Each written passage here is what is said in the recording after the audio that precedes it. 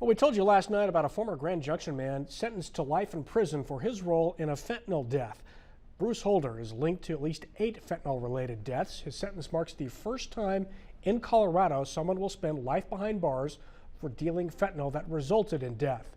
Family members spoke to reporter Mark Salinger. There is no amount of justice that will bring our children back.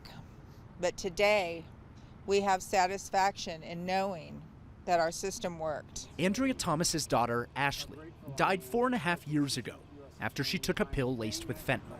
Wednesday was a day she'd been fighting for.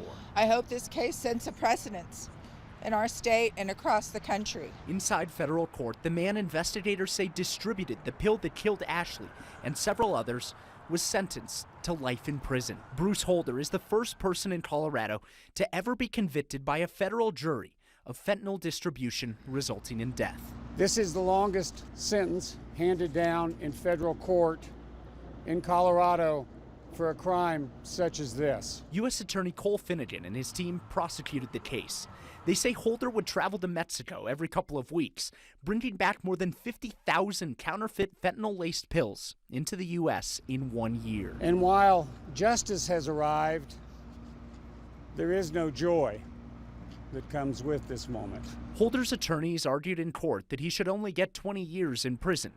Instead, the judge sentenced him to the maximum penalty of life in prison. The strategy for the Drug Enforcement Administration is to go after the suppliers, who they say are responsible for the most deaths. In 2022, the DEA Rocky Mountain Division seized 5.8 million potentially lethal doses of fentanyl. A conviction and a sentencing that sends a message, but won't bring back any of the lives that were lost. Today shows that there still is value for human life.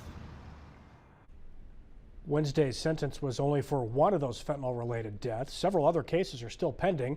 Cameras, of course, are not allowed inside federal court, but if they were, they would have seen quite the hearing. Bruce Holder kept interrupting the judge and his lawyers, at one point even getting up from his seat and saying that he wanted to leave.